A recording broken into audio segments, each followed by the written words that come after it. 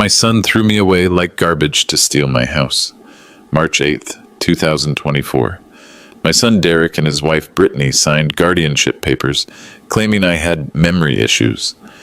Within 2 hours, I was sitting in Shady Oaks nursing home while they celebrated back at my $1.8 million house. The house I built from nothing after arriving from Poland with $200. Derek's a lawyer, Northwestern Law School.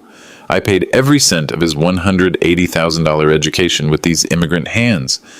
But as they toasted their brilliant plan to free up the house, I wasn't crying, wasn't begging. I was calculating. Because my entitled son just made the biggest mistake of his legal career. He forgot that the man who built an empire from $200 didn't get stupid at 71. If you want to hear what happened next, please subscribe. This story's just getting started.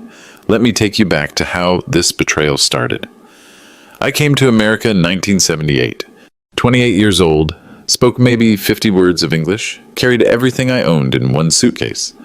But I had something Derek never understood: hunger. Within 6 months, I was swinging a hammer for Murphy Construction. Within 2 years, I'd saved enough to buy my first truck. By 1982, I incorporated Kowalski Construction. Just me and a toolbox that cost me $47 at Sears. Derek was born in 1981. Never knew poverty. Never knew what it meant to work 16-hour days just to put food on the table.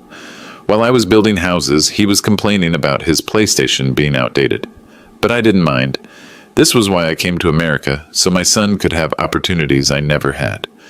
I put Derek through Northwestern Law School every semester, $15,000, 4 years, $180,000 total. I have the receipts, kept every single one in my filing cabinet, organized by year. That's what immigrants do. We document everything because we know nobody gives us the benefit of the doubt. By 2024, Kowalski Construction employed 52 people. We'd built over 300 homes in the Chicago suburbs. My personal net worth, just over $4 million.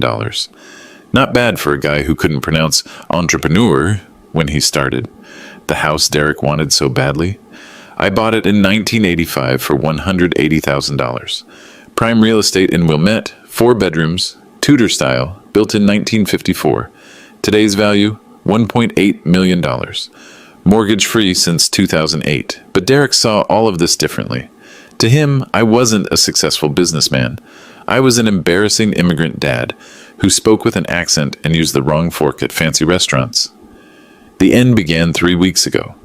March 4th, Monday evening, 7:30 p.m. Derek called a family meeting at his downtown office.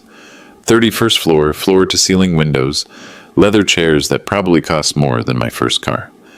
"Dad, we need to talk about your future," Derek said, adjusting his $3,000 Armani suit. Brittany sat beside him, nodding like a dashboard bobblehead. She'd been posting on Facebook about how difficult it was dealing with aging in-laws. I'd seen the posts. She thought I didn't understand social media. "We're concerned about your memory," Derek continued. "Last week you forgot where you put your keys." "I found them in the refrigerator," I said. "Exactly." Derek exchanged a look with Brittany. "That's not normal, Dad." "Normal?" I'd been putting my keys in the refrigerator since 1979. It was a habit I picked up from my father in Poland. Keeps them cold so you remember to grab them with your coffee. But Derek had never paid attention to my habits. Why start now? "We think you'd be happier somewhere with people your own age," Brittany added. "Somewhere you don't have to worry about maintaining that big house." That big house. The way she said it, like it was a burden instead of my life's work. "And what happens to my house?" I asked. Derek cleared his throat. "We'd handle the sale. Make sure you get a fair price. Put the money in a trust for your care." A trust, controlled by Derek. They had it all figured out. Shady Oaks Nursing Home cost $8,500 per month. Quality care, they said. Professional staff. Activities, I'd love it there. "How long have you been planning this?" I asked. "Planning?" Derek laughed. "Dad, we're trying to help you." "This is about your safety, your well-being." But I saw the brochure on his desk. Shady Oaks. And underneath it, a real estate market analysis for my house. Dated 2 weeks earlier. They'd been planning this for months. "I'll think about it," I said. Derek's jaw tightened. Dad, this isn't really a choice. We've already filed the paperwork. What paperwork? Guardianship petition. Based on your declining mental capacity. He slid a folder across the desk. 23 pages of lies.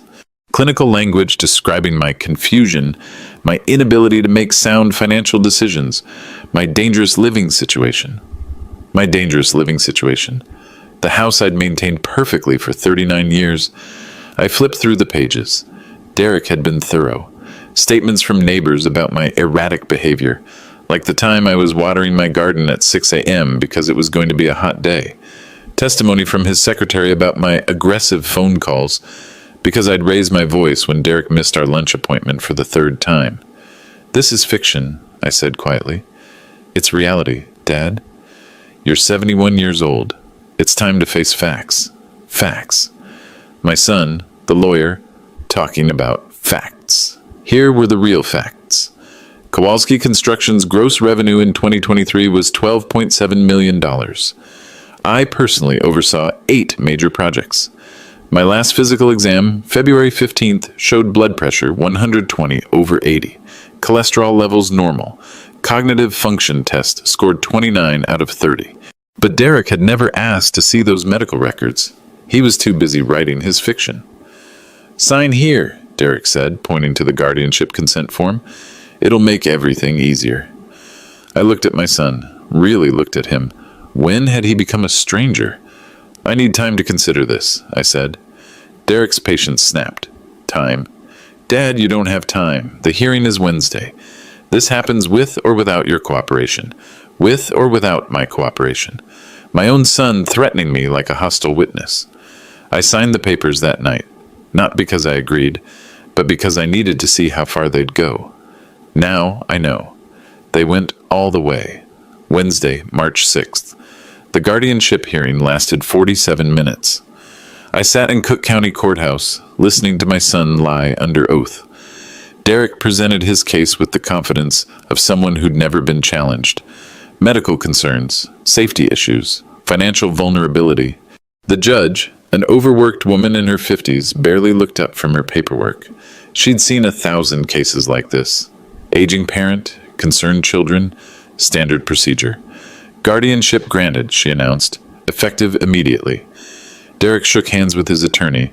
Brittany smiled and squeezed his arm. Victory celebration. I said nothing, just watched and memorized every detail. By Friday afternoon, I was sitting in room 237 at Shady Oaks. Beige walls, industrial carpet, the smell of disinfectant and despair. My new home, according to my loving family. The staff was polite but distant. They'd seen it before. Another elderly man whose family had made the difficult decision. They brought me pudding cups and asked about my television preferences. Derek and Brittany came by Saturday morning. Official visit, checking on Dad's adjustment period. You look good, Dad, Derek said, glancing around the room like he was inspecting a hotel. This place has excellent reviews. Excellent reviews. I wondered if he'd read the online complaints about understaffing and medication errors. Probably not. Derek only researched things that benefited Derek. They stayed 23 minutes. Long enough to ease their conscience, short enough to avoid real conversation. After they left, I sat by my window and thought about chess. My father taught me to play when I was 8 years old. First lesson, always think 3 moves ahead. Derek thought he'd won. But the game was just beginning. Sunday evening, March 10th, 6:47 p.m. I was walking past the nurse's station when I heard Derek's voice coming from the family conference room. The door was cracked open, maybe 2 inches. He was on speakerphone with Brittany. The old man bought it completely, Derek was saying. Didn't even fight the guardianship. I stopped walking, pressed myself against the wall, and listened. Thank God, Brittany replied through the speaker. I was worried he'd cause problems. You know how these immigrant types can be stubborn? These immigrant types. He's totally defeated, Derek continued, sitting in that room like a whipped dog. I almost felt sorry for him. Almost. When do we list the house? Brittany asked. Already called the realtor. Market analysis says we should ask $1.95 million, settle around 1.8. Hot market right now. Perfect. And the business? That's trickier. 52 employees, ongoing contracts, But Dad's partners know he's incompetent now. They'll buy us out to avoid complications. Incompetent. My business partner's men I'd worked with for 20 years thought I was incompetent because my son told them so. How much from the business? Brittany pressed. Conservative estimate? 2 million. Maybe more if we play it right. I was listening to my son calculate my net worth like I was already dead. So, total liquidation, we're looking at what, 4 million? Give or take, minus the nursing home costs, but that's minimal. Dad's got maybe 10 years left, 15 if he's unlucky. Shady Oaks costs $100,000 annually. We're still looking at $3.5 million minimum, if he's unlucky. Derek was hoping I'd die sooner rather than later. What about the cultural stuff? Brittany asked. All those Polish books and photos? Derek laughed. Actually laughed. Garbage pickup is Tuesdays. I'll handle it. My life's memories. Garbage pickup. Good, Brittany said. I never could stand all that old world crap anyway. The house will show much better without the immigrant museum vibe. Immigrant museum vibe. Honestly, Derek continued, this worked out better than I hoped. Dad's completely broken. No fight left in him whatsoever. You sure he won't cause problems later? Look at him, Britt. He's done. These old immigrants, once they lose face, they just give up. It's cultural. Pride thing, cultural, pride thing. Derek thought he understood Polish culture because he'd heard me mention honor and respect a few times. But he'd missed the most important lesson. Polish men don't get even. We get ahead. So, timeline? Brittany asked. House on the market Monday. Business liquidation within 60 days. By summer, we'll have enough to buy that place in Highland Park and still have $2 million invested. Highland Park. They were buying their dream house with my life's work. I can't believe we pulled this off, Brittany giggled. Your dad actually signed the papers. Like I said, he bought it completely. Thinks we're concerned about his welfare.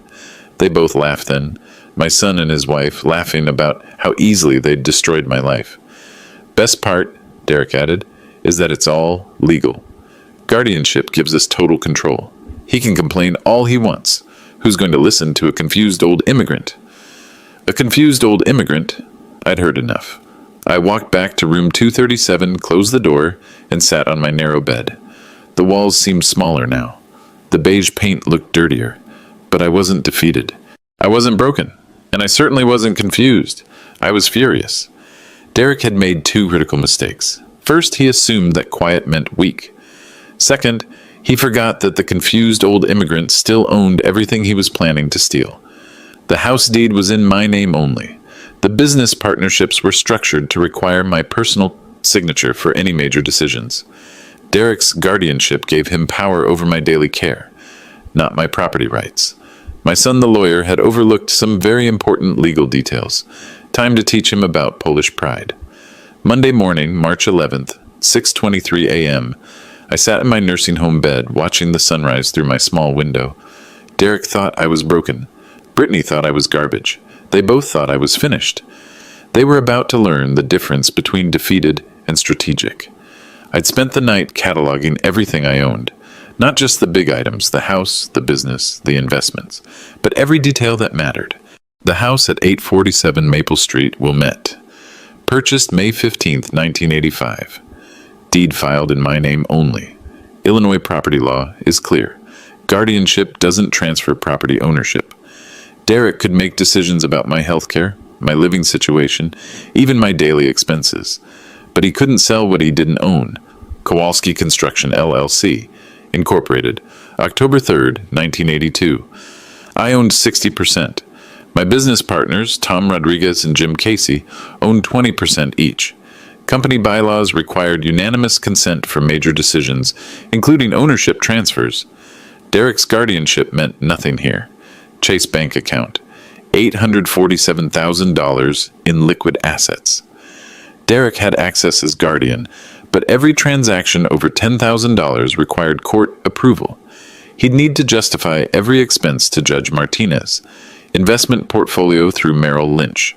$1.2 million in stocks and bonds. Same rules applied. The beautiful thing about American legal system? It protects property rights. Derek knew family law and corporate litigation. But real estate law? Property transfers? He'd focused on the wrong specialty. I smiled, thinking about his Northwestern Law School education, $180,000, and he'd missed the most basic principle. You can't steal what you don't legally control. But I had bigger plans than just blocking Derek's theft. I was going to turn his betrayal into his destruction. 7:15 a.m. I used the nursing home phone to call my attorney, not some overpriced downtown firm like Derek preferred. I called Walter Kowalczyk, a 73-year-old Polish-American lawyer who'd handled my business matters for 22 years. Walter understood loyalty, he understood family, and he definitely understood what Derek had tried to pull. Stanley? What the hell is this guardianship nonsense? It's exactly what you think, Walter. Your son's trying to rob you. Trying is the key word. Walter was quiet for a moment. What do you need? I want to reverse the guardianship. File a motion claiming fraud and false testimony. Easy enough. Your medical records alone will destroy Derek's case. But Stanley, why are you whispering? I looked toward my door. I'm calling from Shady Oaks. Derek doesn't know I'm fighting back. Jesus Christ, he actually put you in a home? He did. And Walter, I want to sell the house. Another pause. Sell it? To who? The Polish-American Cultural Center on Milwaukee Avenue. You know the place. Walter whistled softly. That's how... Brilliant. They'd love to have a property like that. But Stanley, your house is worth $1.8 million. The Cultural Center doesn't have that kind of money. They don't need it. I'm donating the house. Full charitable contribution. Tax write-off, and Derek gets nothing. You want to give away $1.8 million out of spite? Not spite, Walter. Justice. And it's not giving it away. It's investing in something that matters. The Cultural Center can use it for educational programs, community meetings, immigrant success stories. I could hear Walter typing on his computer. This is legally sound, Stanley. Guardianship doesn't prevent charitable donations, especially from competent individuals, and your medical records prove competency. How fast can we do this? Motion to reverse guardianship? I can file today. House donation? More complicated, but if you're determined, 72 hours, maybe less. 72 hours. Derek's realtor was planning to list the house Thursday morning. I'd beat him by 48 hours. Do it, I said. Stanley, are you sure? This is permanent.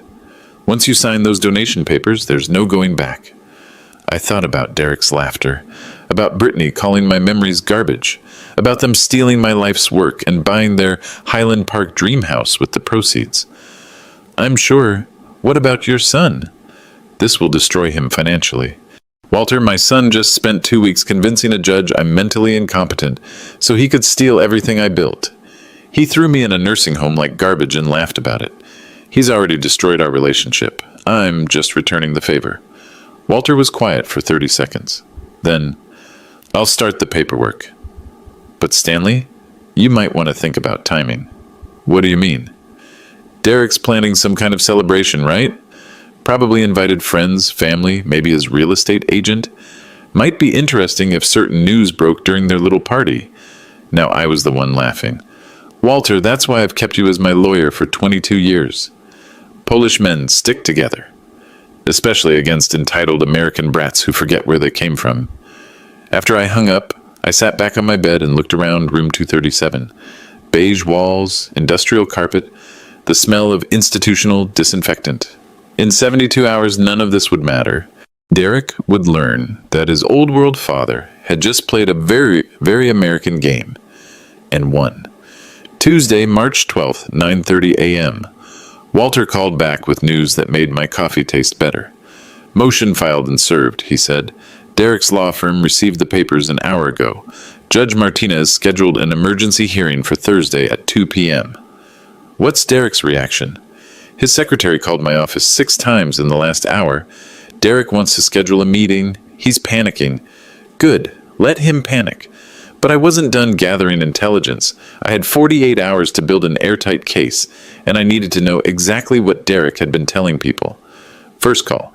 Dr. Patricia Morrison, my primary physician for 12 years. Stanley, I heard about the nursing home situation. I have to say, I was surprised. Why surprised? Well, your son Derek called last month asking about your mental state.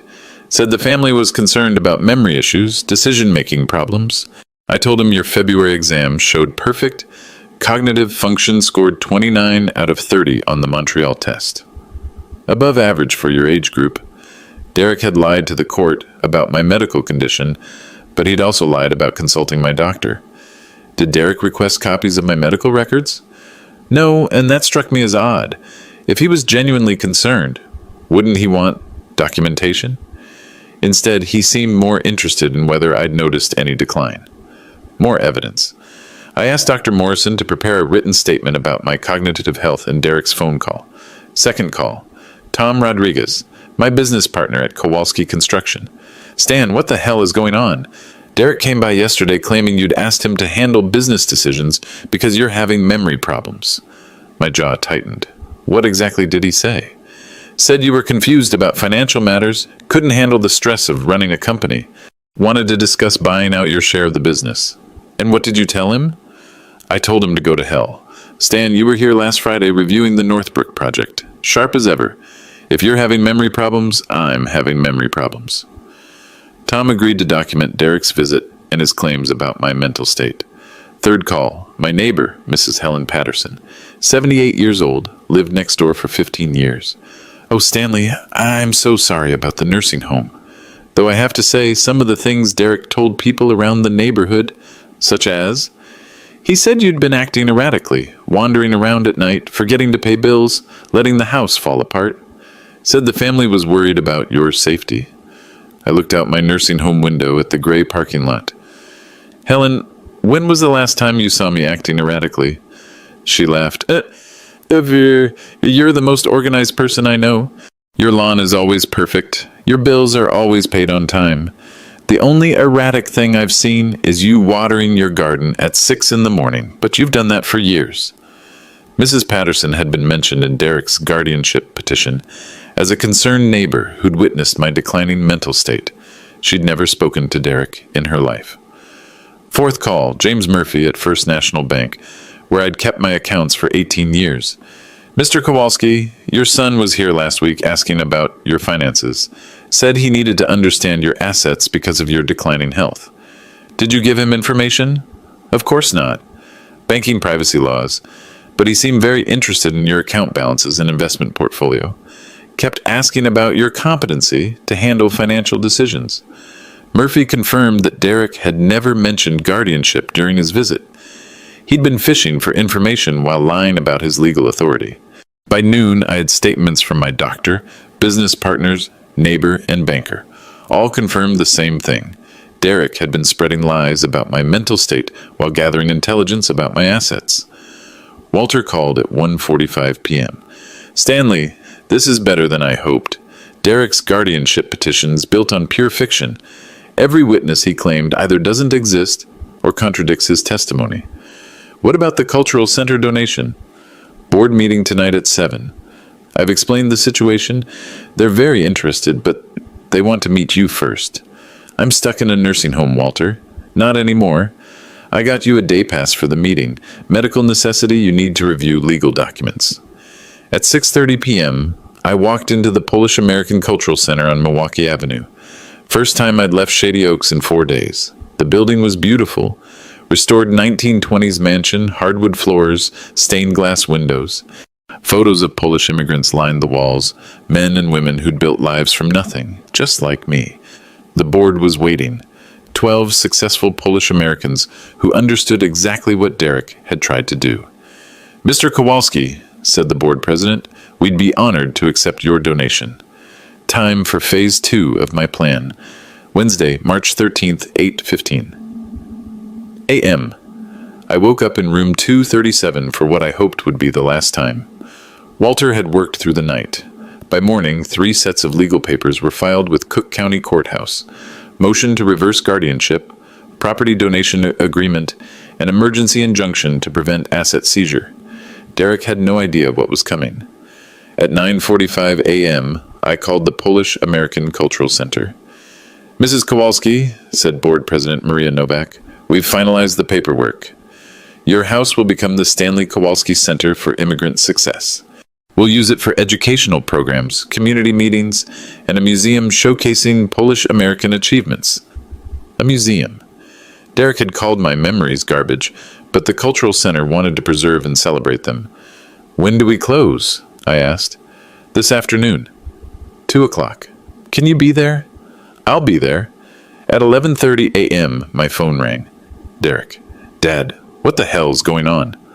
My office received some kind of legal motion. His voice was tight, panicked. The confident lawyer from Monday was gone. Just some paperwork, Derek. Paperwork?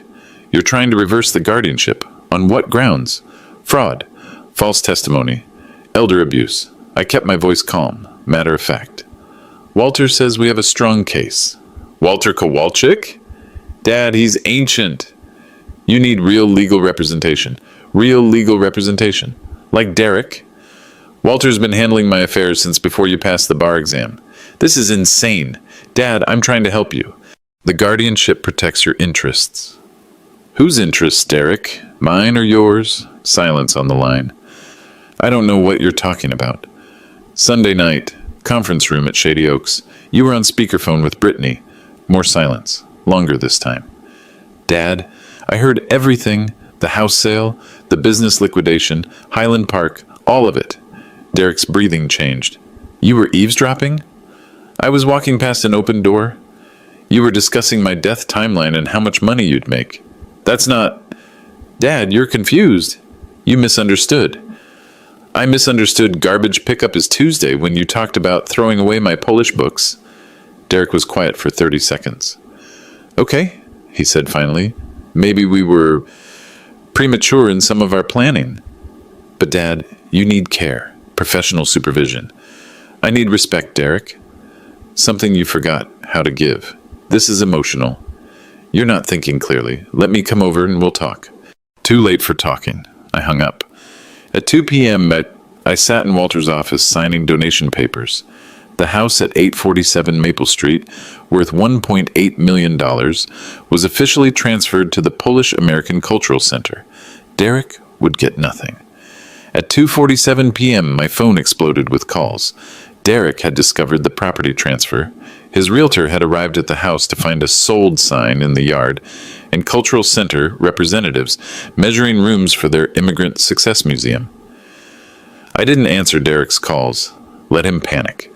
At 4:15 p.m., Derek appeared at Shady Oaks. Brittany was with him, looking like someone had died.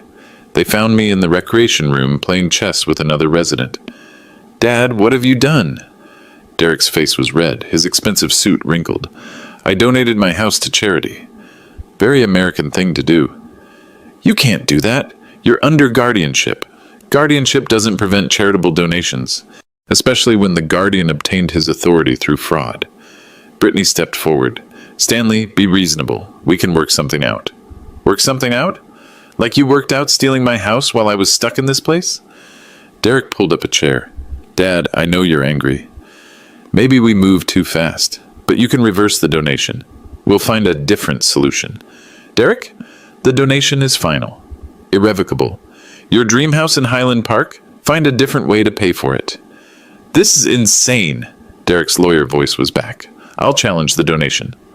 Claim diminished capacity. Based on what medical evidence? Dr. Morrison will testify I'm perfectly competent. So will my business partners. So will my neighbors. Derek looked confused. What neighbors? The ones you claimed were worried about my erratic behavior. Mrs. Patterson says she's never spoken to you in her life. Derek's face went pale. He'd forgotten that lies have consequences. You can't do this to us, Brittany whined. We have plans. Financial obligations. I looked at my son's wife. Brittany, you called my life's memories garbage. You called my home an immigrant museum. Why would you want garbage? Derek stood up. This isn't over? Yes, Derek. It is. They left without another word. Tomorrow's guardianship hearing would be interesting. Thursday, March 14th, 6:32 a.m. Derek wasn't giving up without a fight. I woke to find 3 voicemails on my phone, all from Derek's law firm. Emergency motions, injunctions, threats of criminal charges for financial elder abuse. My son was using every legal trick he knew. At 7:15 a.m., Walter called. Stanley, Derek filed 6 different motions overnight. He's claiming you were coerced into the donation, says the cultural center took advantage of your diminished mental state. What's his evidence? He doesn't have any, but he's hoping to delay everything until he can manufacture some. Derek was desperate, and desperate lawyers make mistakes. At 8:30 a.m., Derek appeared at Shady Oaks with 2 associates from his firm. They marched into the lobby like they owned the place. "We need to see Stanley Kowalski immediately," Derek announced to the receptionist. The young woman looked intimidated. "Visiting hours don't start until I'm his son and legal guardian." "This is an emergency." They found me in the dining room eating breakfast with 3 other residents. Derek's associates flanked him like bodyguards. Intimidation tactics. "Dad, we need to talk. Privately." "I'm eating breakfast, Derek." "These are my friends, Mr. Peterson, Mrs. Chen, and Father Murphy." Derek glanced at the other residents dismissively. "This is family business. Everything you've done to me has been family business. I think they should hear this." Derek's jaw tightened. "Fine. Dad, you've made a serious mistake. The house donation was illegal. Based on what law? Guardianship statutes clearly state that major financial decisions require court approval." I smiled. "Derek, charitable donations aren't financial decisions. They're personal choices. The law protects the right to give away your own property." One of Derek's associates whispered something in his ear. Derek nodded. "Actually, Dad, there's another problem. The Cultural Center doesn't qualify for this type of donation. It's not a registered 501c3 organization." Walter had prepared me for this lie. "Derek, the Polish-American Cultural Center has been a registered nonprofit since 1967. IRS determination, letter number 74-2581. Would you like me to recite their tax exemption status?" Derek's face flushed. His associates looked uncomfortable. "Look," Derek said, switching tactics, "maybe we can find a compromise. You want to support Polish culture? Fine. We'll set up a trust fund. Donate part of the house proceeds. How much were you thinking? 20,000, 30, 20,000. Out of $1.8 million. Mrs. Chen, sitting beside me, snorted with disgust. "Young man, your father gave away nearly $2 million to preserve his heritage. You're offering crumbs." Derek turned to her. "Ma'am, this is a private family matter." "Nothing private about disrespecting your elders," Mrs. Chen replied. "In Chinese culture, we honor our parents. We don't steal from them." Father Murphy nodded. "Son, I've been a priest for 47 years. I've seen family greed before. But what you've done here..." He shook his head. Derek was losing control of the narrative. "These people don't understand the complexities." "We understand perfectly," Mr. Peterson interrupted. "You put your father in this place so you could steal his house. He outsmarted you. Now you're angry." Derek's second associate tugged his sleeve. "Maybe we should continue this conversation elsewhere." But Derek wasn't finished. His ego couldn't handle being lectured by nursing home residents. "You people have no idea what you're talking about. My father has dementia. Early stages, but progressive. He's not competent to make major decisions." "Derek," I said quietly, "yesterday you claimed I was perfectly competent when you wanted me to reverse the donation. That's different." "How?" Derek paused, realizing his contradiction. Because the donation was made under duress." "What duress?" "The cultural center pressured you. Took advantage of your emotional state." Mrs. Chen laughed. "Your father contacted them, not the other way around. We heard him make the call." Derek spun toward her. "You were eavesdropping?" "Hard not to hear when someone's making phone calls 10 feet away," Father Murphy said. "Your father was calm, rational, completely in control." Derek's face was bright red now. "None of you are qualified to assess mental competency." "But Dr. Morrison is," I said. "She'll testify this afternoon that I'm perfectly competent. So will my business partners. So will my neighbors. Your neighbors are concerned about your behavior." "Which neighbors, Derek?" "Name one." Silence. "You can't, because you never spoke to any of them. You made up their testimony for the guardianship petition." Derek's associates were looking at each other nervously.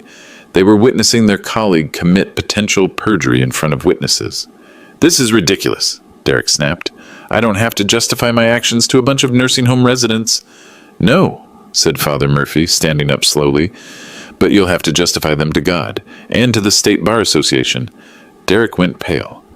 What's that supposed to mean? It means, I said calmly, that filing false guardianship petitions is a criminal offense. So is elder abuse. So is fraud. Derek looked at his associates. Both men were studying their phones, suddenly very interested in their messages. You're bluffing, Derek said. We'll find out this afternoon, won't we? Derek turned and walked out without another word. His associates followed, leaving behind the stench of desperation and expensive cologne. Mrs. Chen patted my hand. Your son seems nice. I laughed despite everything. He gets it from his mother's side. Thursday, March 14th, 1:45 p.m. Cook County Courthouse, room 204. Judge Martinez's courtroom was packed. I sat in the front row with Walter. Derek sat across the aisle with his 3 associates, shuffling papers nervously. Behind us, the gallery was filled with people Derek hadn't expected to see.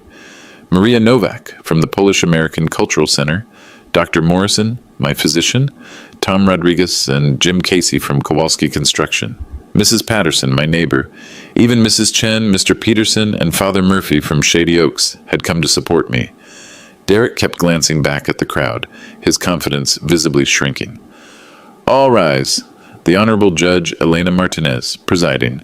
Judge Martinez was the same woman who'd granted Derek's guardianship petition 6 days earlier, but today she looked more alert, more engaged.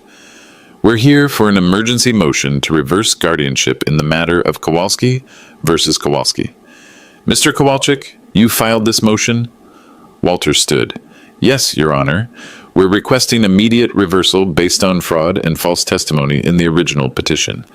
Serious allegations. What's your evidence? 4 witnesses, Your Honor, plus medical documentation proving Mr. Stanley Kowalski is fully competent. Judge Martinez turned to Derek. Mr. Kowalski, you filed counter motions claiming your father was coerced into making a large donation while mentally incompetent. Derek stood, straightening his tie. Yes, Your Honor. My father donated $1.8 million to an organization he barely knows. This demonstrates impaired judgment. Who witnessed this alleged coercion? Derek paused. Your Honor, coercion doesn't require witnesses. The act itself demonstrates. Mr. Kowalski, do you have any evidence of coercion? Phone recordings? Threatening letters? Witnesses who saw inappropriate pressure? No direct evidence, but the circumstances. I see. Mr. Kowalczyk, call your first witness. Dr. Morrison took the stand. Under oath, she testified that my cognitive function was normal for my age group. Better than normal, actually. Did Derek Kowalski ever request his father's medical records? Walter asked. No. He called asking about mental decline, but when I told him there was no evidence of cognitive issues, he seemed disappointed. Derek's face tightened. Tom Rodriguez testified next. He described Derek's visit to Kowalski Construction, claiming I was mentally incompetent while trying to buy out my business shares. How did Stanley seem during your last business meeting? Walter asked. Sharp as ever. We reviewed 3 major contracts. He caught an accounting error that saved us $12,000. Mrs. Patterson followed. She testified that Derek had never spoken to her, despite claiming in his petition that she was concerned about my erratic behavior. In 15 years as Stanley's neighbor, have you ever witnessed concerning behavior? Never. He's the most reliable person I know. The only unusual thing is that he waters his garden at 6 a.m., but he's done that since I've known him. Derek was fidgeting now, whispering urgently to his associates. Judge Martinez called a 15-minute recess. During the break, Derek cornered me in the hallway. Dad, this is getting out of hand. Let's make a deal. What kind of deal? You reverse the house donation, I'll reverse the guardianship. We'll call it even. I looked at my son. Even? Derek, you stole my freedom, destroyed my reputation, and tried to rob my life's work. You think we're even? I was protecting you. From what? Derek couldn't answer. When court resumed, Walter called me to testify. Mr. Kowalski, why did you donate your house? Because my son and his wife made it clear they saw my life's work as nothing but money to steal. The Cultural Center will preserve Polish immigrant history. They'll teach young people that America rewards hard work and perseverance. Did anyone pressure you to make this donation? No. It was my decision, my property, my right. Derek's attorney cross-examined me, trying to find evidence of confusion or coercion. I answered every question clearly, calmly, with specific dates and details. Finally, Judge Martinez called Derek to testify. Mr. Derek Kowalski, did you speak to your father's physician before filing the guardianship petition? I called her office. Did you request medical records? No, Your Honor. Did you speak to any of the neighbors mentioned in your petition? Derek hesitated. I gathered information from multiple sources. That's not what I asked. Did you personally speak to Mrs. Helen Patterson? Not directly. Did you speak to any neighbors directly? No, Your Honor. Judge Martinez reviewed Derek's petition. Mr. Kowalski, your petition claims Mrs. Patterson witnessed erratic behavior. She testified today that you've never spoken to her. How do you explain this discrepancy? Derek was sweating now. I may have misunderstood the source of that information. You misunderstood? Or you fabricated it? The courtroom was silent. Your Honor, I was acting in my father's best interests based on the information available. What information? You didn't consult his doctor, his business partners, or his neighbors. What information did you base this petition on? Derek couldn't answer. Judge Martinez didn't need to hear more. Guardianship reversed. Immediately. Mr. Derek Kowalski, I'm referring this matter to the State Bar Association for investigation of potential fraud and perjury.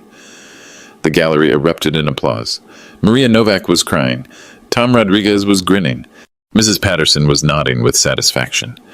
Derek sat frozen as his legal career crumbled around him. As we left the courthouse, reporters were waiting outside. The Polish-American Cultural Center had issued a press release about the donation, and local news stations were interested in the story. Mr. Kowalski, how does it feel to have your freedom restored? A reporter asked. I looked back at Derek, who was hurrying toward his car. It feels like justice. Friday, March 15th, 7:30 a.m. I woke up in my own bed for the first time in 7 days. Walter had driven me home from court yesterday evening. The house felt different. Not because Derek had changed anything, but because I saw it through new eyes. This wasn't just my home anymore. In 6 months, it would become the Stanley Kowalski Center for Immigrant Success. The thought made me smile. My phone had been ringing since 6 a.m. Reporters, friends, business associates. Word was spreading fast. The Chicago Tribune ran the story on page 3. Immigrants' $1.8 million donation exposes family fraud. The Sun-Times called it the American Dream's revenge. Polish-language radio stations were calling me a hero. But the most interesting call came at 8:45 a.m. Mr. Kowalski, this is Janet Morrison from Channel 7 News. We'd like to do a feature story about your situation. What kind of feature? Elder abuse through guardianship fraud. It's more common than people realize. Your case could help other families. Other families? I hadn't thought about that. We've also received calls from 3 law firms. They want to discuss representing other families in similar situations. Derek had opened a door he couldn't close. At 10:30 a.m., Tom Rodriguez called from the construction office. Stan, you need to see this.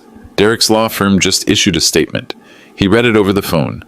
Henderson, Walsh, and Associates announces that Derek Kowalski is no longer associated with our firm. We do not condone the actions described in recent media reports. Derek had been fired. 20-year career, gone. There's more, Tom continued. 3 of Derek's clients called this morning. They want to transfer their cases to other attorneys. Word's getting around the legal community fast. At 11:15 a.m., Brittany called. She was crying. Stanley, please. You have to help us. Derek's destroyed. No law firm will hire him. We might lose our house. Their house. Not the Highland Park mansion they'd planned to buy with my money. Their current house. Mortgaged to the limit. Brittany, what do you want me to do? Reverse the donation. Please. We'll give you half. Derek learned his lesson. Half of my own money. What lesson did Derek learn? That family comes first. That he shouldn't have put you in that place. And that we should have talked to you before making decisions. She still didn't understand. This wasn't about process or communication. This was about respect. Brittany, Derek called my life's memories garbage. You said my house had an immigrant museum vibe. You laughed about my death timeline. What lesson covers that? She was quiet for 30 seconds. We were wrong. We said terrible things. But Stanley, we're family. Family doesn't throw family in nursing homes to steal their property. Please, Derek's career is ruined. Isn't that enough? It's not about enough, Brittany. It's about consequences. I hung up. At 1 p.m., I drove to the Polish-American Cultural Center. Maria Nowak showed me the architectural plans for converting my house into a community center. The living room will be our main meeting space, she explained. The kitchen will be perfect for cooking classes. Traditional Polish recipes. Your study will become a library of immigrant success stories. What about the basement? Museum space. We want to display photos and artifacts from Polish families who built lives in America. Your construction company awards, your immigration documents, your father's tools from the old country. My father's tools. I'd kept them in a glass case for 30 years. Derek thought they were junk. When do we begin renovations? 6 months. We need time to raise money for the conversion. The house is worth $1.8 million, but making it functional as a community center will cost another $400,000. I'll cover the renovation costs, I said. Maria stared at me. Stanley, you've already given us everything. Not everything. I still have the business, investments, other assets. What's another $400,000 to ensure this place serves the community for 50 years? That evening, I sat in my study, looking through old photo albums. Pictures of my arrival in America, my first construction job, Derek's graduation from law school, me smiling proudly in the audience. When had we lost each other? Derek called at 8:30 p.m. Dad, I know you probably don't want to talk to me. I'm listening. I've been thinking about what you said in court. About respect. You're right. I stopped seeing you as a person and started seeing you as an obstacle. For the first time in years, Derek sounded like my son instead of a lawyer. Why, Derek? I don't know. Maybe because your success made me feel like nothing I accomplished was really mine. You paid for law school, helped with my first house down payment, gave me everything. I wanted something that was just mine. So you decided to take everything that was mine. Yes, and I was wrong. Completely, totally wrong. I waited. Dad, I can't undo what I did. But I want you to know, I remember who you are, what you built, what you sacrificed. Derek, remembering isn't enough anymore. I know, but maybe it's a start. Maybe it was. 6 months later, September 21st, 2024, grand opening of the Stanley Kowalski Center for Immigrant Success.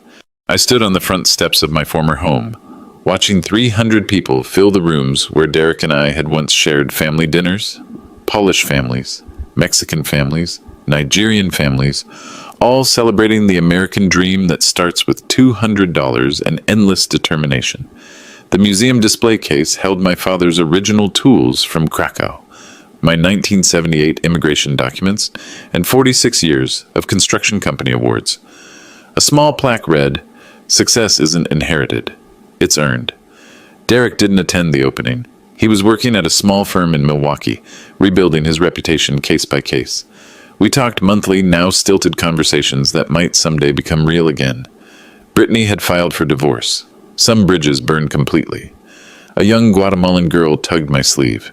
Sir, are you really the man who built all this? I looked at the thriving community center that had once been my house.